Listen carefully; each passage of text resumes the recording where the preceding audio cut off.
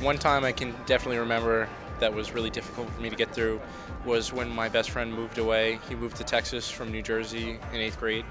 So, and we were both planning on going to the same high school. I think that high school in general is kind of like one big struggle, and I've struggled for the past 3 years to really find myself. Hurricane Sandy was very difficult for me personally because I have a house in LBI and it got like hit pretty hard. I've been through a car accident, breakups. In 7th grade, like I was bullied a lot because like I had problems with my family. I was a theater kid in middle school and I was bullied by all the jocks and athletes who weren't like us. When my grandpa was sick with cancer, it was pretty tough. There was a time when my mom battled breast cancer, and that was a pretty hard time to like deal with. Back in middle school, I lost a big group of friends, and it was really hard for me to get through. But I actually had my youth group on my side, and I had a couple really close friends that helped me through a hard time. Life can be like a roller coaster. Sometimes it seems like everything is going our way and that things couldn't get any better. Other times, it's difficult to find anything that is going right. In these times, it's important to keep our hearts open to God's presence. And God's voice offering us support and comfort. Light in the darkness. When I am weak, you strengthen me. That's what we'll be talking about today. Hi everyone, I'm Rachel. And I'm Tom. And this is Real Faith TV. Most of the teens on the street could share a time when they struggled with something difficult, not sure if they could make it through. Let's go back to them now, where we asked them how they were able to get through the situation. Let's hear from them now. I started going to the counselors and stuff at school, and then I started going to church more, and I talked to my priest. I found help through like adults or like other friends. They helped me out. Through Kelly Clarkson's song Stronger. I found the strength like with my friends and like hanging out with them and getting out of the house as much as I can. I had my friends that they didn't miss a beat, and they kept with me the whole time. My ministry, my youth group in St. Paul's, my friend Matt, and my family. Probably just watching everyone around me, you know, people encouraging me all the time and just tough it out. I found the strength in my friends and my family and people who supported what I did. My little brothers and sisters, you know, they've been through a lot in their life and they had a struggle, so seeing them grow up and the smiles on their face just gives me all the motivation to keep going. Just the fact that my family was like all together and we were like all united, and it was easy to get through if we were all together and happy about it. I honestly believe in God, so every morning I pray, and if anything's going really bad, I pray that it's gonna get better, and it honestly always does. Just to pray and just try and make new friends and open myself up to new people. Religion did help me, and I know it sounds kind of like I'm just saying that, but I'm not just saying that. I started going to church on a weekly basis about a year ago, and ever since then, the faith just kind of builds and builds. I agree with a lot of the teens on the street when they said that they surrounded themselves with family and friends when they were going through struggles, because for me, I'm the kind of person who will talk about what's troubling me, and I need those people around me to give me support rather than keeping it to myself. I know, I feel like sharing your problems and knowing that there are people who are there to go with you through you was really important to solving anything. Yeah, and it makes you feel better too.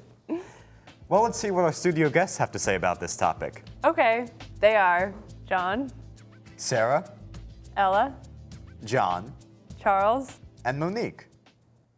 Where did you go for strength when you were dealing with a difficult situation?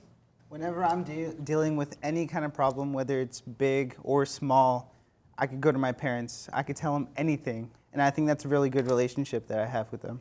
I feel the exact same way. Like whenever I have a problem, the first people I want to go home and just talk to is my parents. And it's just like now that we're all older and like, you know, I'm starting to drive and stuff, I'm not as home as much. But when I do like take the time and to talk to my parents, they're always so supportive, and they like kind of rekindle my fire when it goes out a little bit. So it's really great to have that relationship. I just kind of like have to step away from everyone else and their opinions and figure out, you know, what I think myself. I usually listen to music or something like that. Yeah, I go to a good friend of mine, Mrs. Quaste, and I went through a really dark time in my life, and she was kind of the light at the end of my tunnel, and I feel like she basically saved me from a deeper darkness that I could have experienced. For me, usually when I'm dealing with something that's giving me some problems, I'll just go in to like my room and I'll just start banging on, wailing on my drums and having some fun with it and releasing some of that frustration physically and through my music. Our faith tells us that while there's always darkness in the world, we have a light to lead us through it and to help us feel safe. When we were baptized, we were each given a candle lit from the Paschal candle as a sign that Jesus is our light and that he shares that light with us. Our godparents took the candle for us as a sign that they would hold the light of Christ for us and share it with us when we became able to understand it. Our parents were then given the candle to remind us throughout our lives that the light belongs to each of us so we can share it with one another. God gives us our parents, godparents, and other people throughout our lives to love and guide us and to model what it is to be the light of Christ to others. For our spotlight guest, Catholic singer-songwriter Natalie Plumb, it was a Sunday school teacher who inspired her in her faith life and led her to what she calls her honeymoon with God. Let's hear what she has to say. I grew up in a very Catholic home. We prayed the rosary together. We, as a family, would go to church every Sunday, but it wasn't really meaningful to me. It felt like I was just going through the motions. This one summer before high school, my Sunday school teacher came up to me one day, and I guess she saw something in me, and she said, "I think you should come to daily mass with me." And I looked at her and I was like, what did you say? Like, I didn't understand what she meant because I had never even heard of that concept, like daily mass. Mass is on Sundays. It's not every single day. What are you talking about? She was like, no, just come. And so I went with her, like beginning of the summer, and then afterward, we would sit and pray the rosary all together. It was really nice, and I just remember, like, the mass itself was wonderful, but then I just remember, like, having that community of believers praying together. Like, it was just so powerful to me to see how much they believed, and they came back every single day, and that just hit me so hard. So I came back the next day, and I did it all over again, and then I went back the next day and the next day. And so for an entire summer, like, that's what I call my honeymoon with God, because for an entire summer, I got to go to Mass every single day, pray the rosary every single day. Dory was the one who asked me to do that. Like she said, she invited me. She opens the door. And through her, like, through Christ, through her, I just had the most amazing honeymoon with God. And I still look back on that experience and I say, like, wow, like, it was so beautiful. How did you learn to trust God during times of uncertainty? I realized that I couldn't fight my battles by myself, like, because it just doesn't work that way. God always has an answer, and you just need to understand that. He'll always be the light at the end of my tunnel and lead me down the right path.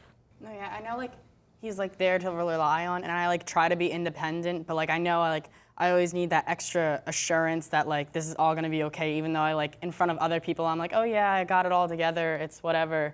But then, like, when I'm alone, I'm like, okay, is this really gonna work out? Like, I need, like, that extra assurance from God that everything will be okay, and it, like, helps me trust him that everything turns out right. I think I've learned to trust God, like, during times when I'll want things to go my way, and it's just, like, everything just kind of falls apart. And that's when I really have to look to God and just put it in his hands. And it's something that takes practice. Like, I didn't learn how to do it overnight. It's constant prayer and just constant trust that God has a greater plan and that everything happens for a reason. And so that's how I kind of learned how to trust God. I try to figure things out myself so I can have some kind of control in my life. But then I realize that things can get way out of hand, and God just knows how to handle everything. He knows what should be, and even if it's not what I think is right, he knows how it's going to turn out okay. How can you be so certain in your beliefs that God always knows what's right for you? I mean, there has to be some sort of doubt. I mean, on one level, you have to go with, like, what you feel, don't you?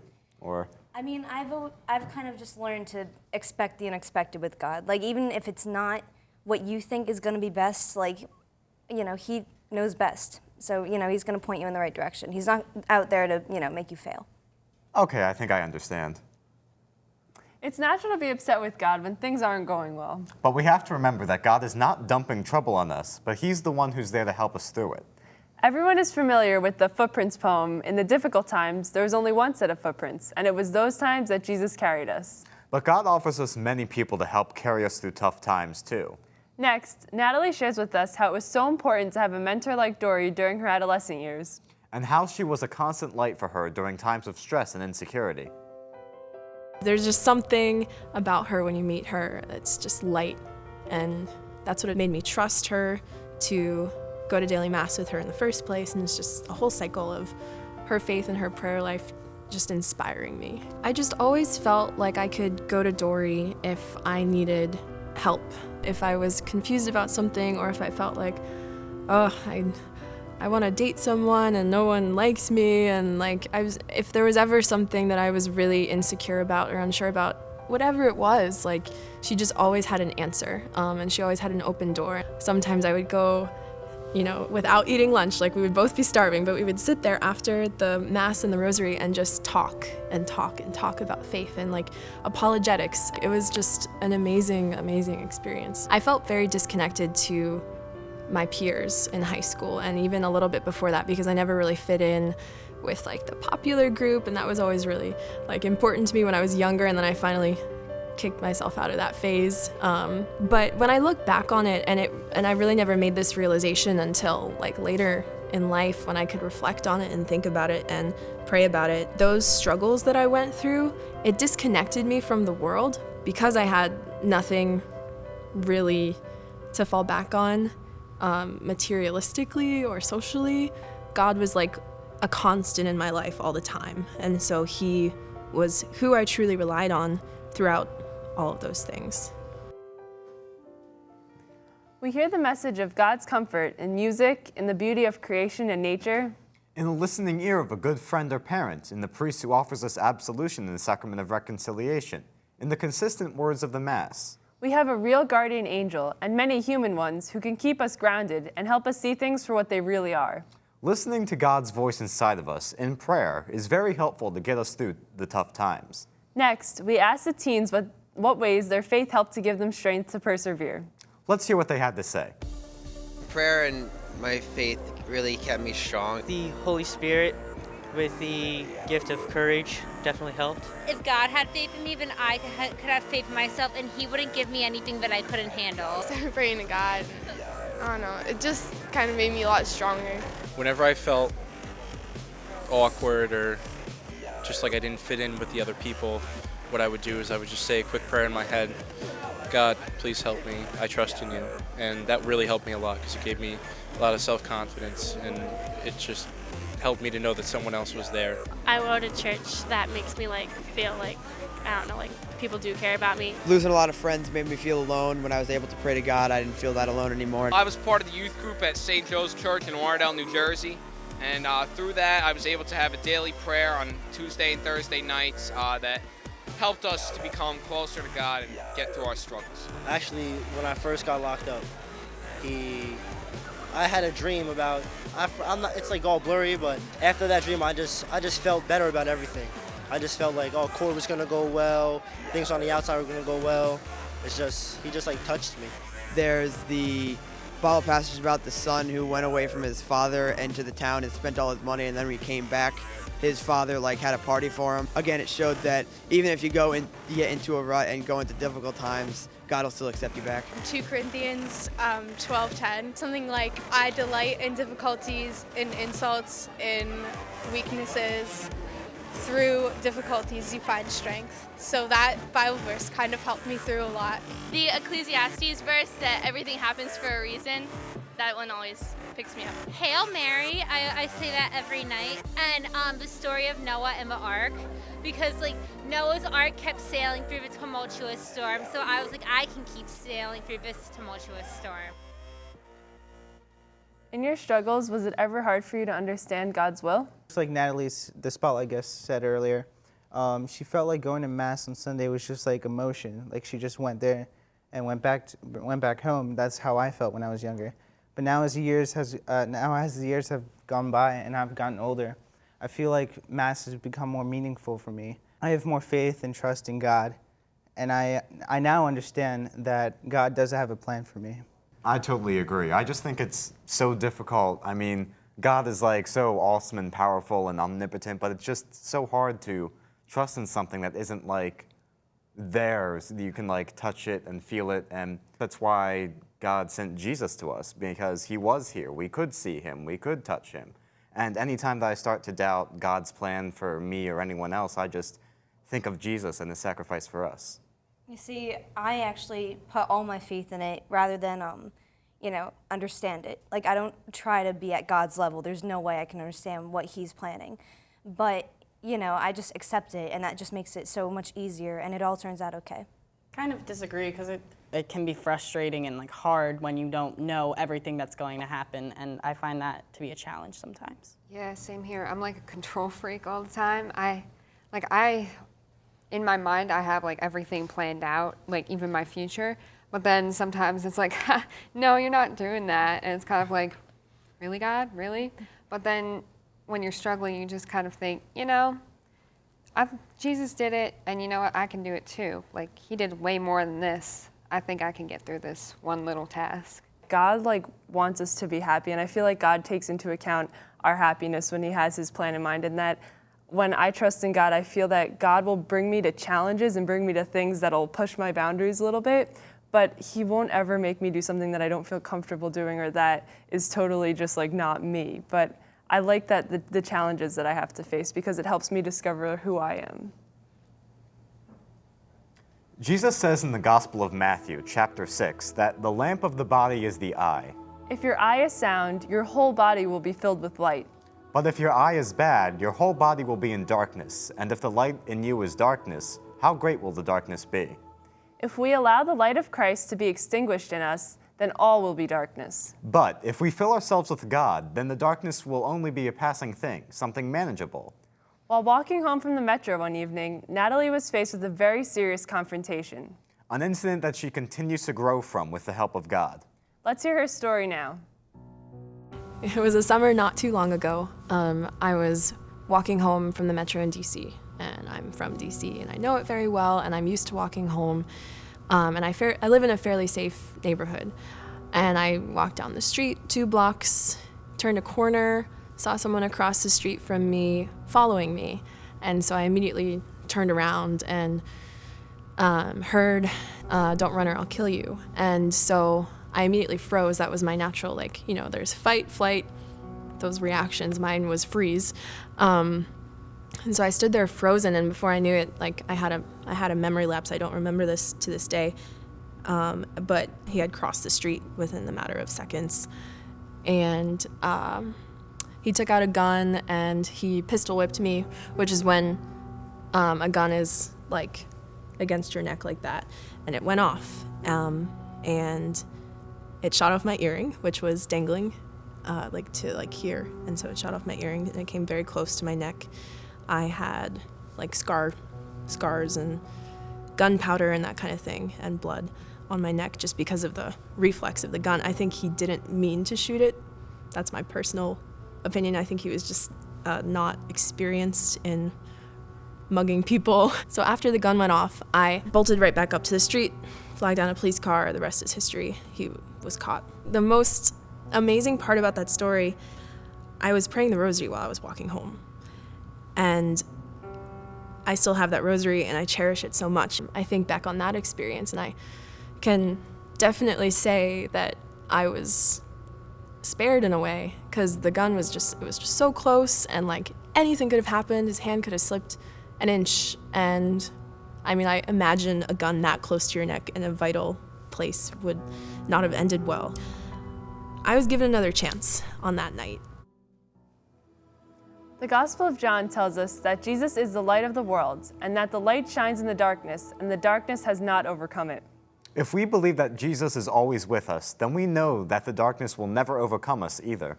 Next, Natalie continues her story and how she did not allow the darkness to overcome her. And how she became a light for others through her experience. Let's hear her now.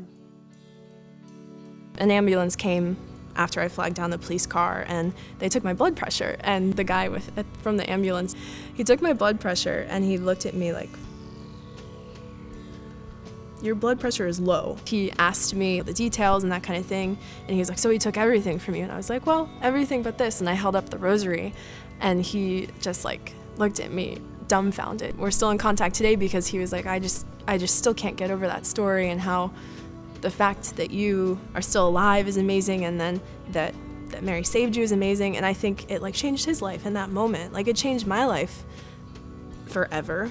It changed his life probably forever. But when I look back on it later, it's like this struggle made me the Natalie I am today, and the Natalie that he wants me to be in the future. Uniting my suffering with him and his suffering when he was on this earth takes my faith to higher levels.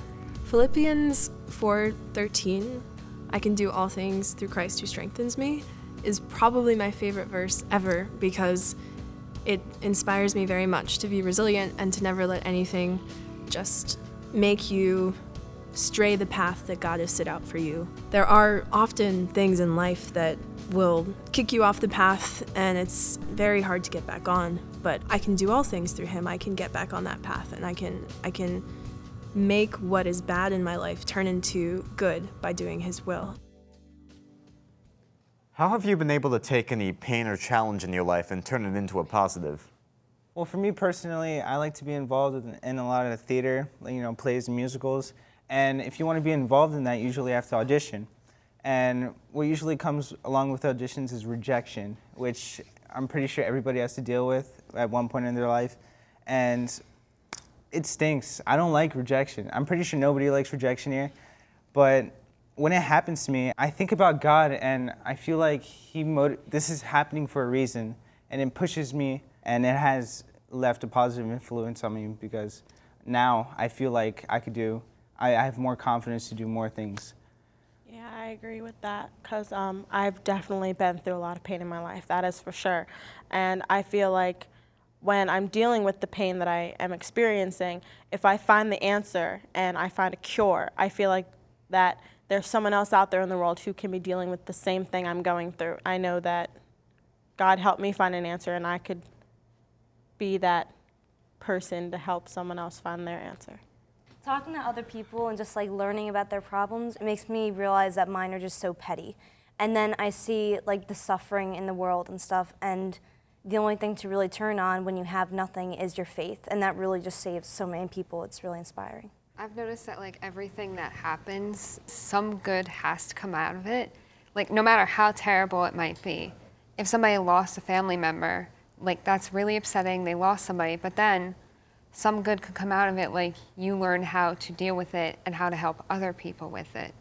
Yeah, and like with the Hurricane Sandy that happened this past fall, that was horrible and there's still so much destruction and rebuilding, yet we all came together as a community. And I think that was a positive in kind of a really dark situation that none of us expected. I know like going into the storm, we were all really afraid and kind of anxious about it, but that was like an unforeseen kind of outcome and it was really positive, I think, on all of us and our communities. So what advice do you have for others who are facing difficult times? That's what we asked the teens on the street. Let's check it out. Definitely have someone they can turn to, especially a friend or a relative that they can talk to. Stay strong and like don't let other people get you down. Believe in like what your friends, the people that care about you say, and like what you believe in. Just stay with that. Keep your head up and like keep going, because you gotta just be strong, Everything gets better. Find the people that support you and love you and care for you, and block out everyone who has that negative energy. At some point, whatever you're going through, you'll get through it. Pray to God and the problems will kind of melt away. I think it's hard. You could just turn to God and He'll help you. Just keeping faith, keeping the Lord, keeping the Holy Spirit, and you'll get through it. Definitely pray. Go to church if you don't go regularly. Start going. My cousin just got a DUI. I tell her to pray. Just stay positive and pray, and everything's gonna be great. Even though you reach a point where it feels like everybody else has given up on you, your friends, your family, you can know through faith that there's always somebody who has not given up on you, because God knows that you are worth it and that you have the ability to make it through anything. Just believe in it. No matter what, you can make light out of any dark situation.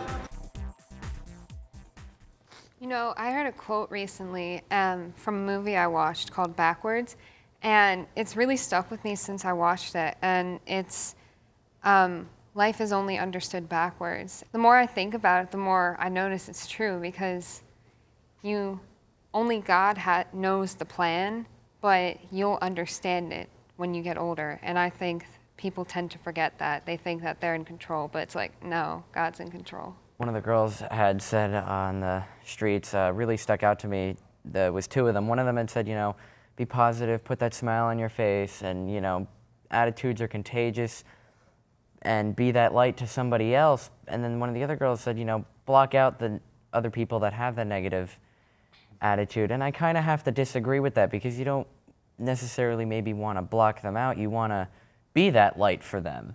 And you want to really help them become more positive and get them out of wherever they may be. Yeah, me and my friend were having this conversation actually, and he's like, oh, you know, I don't like hanging around people who are down because it brings me down, and he's a really happy person, so he always has this happy attitude.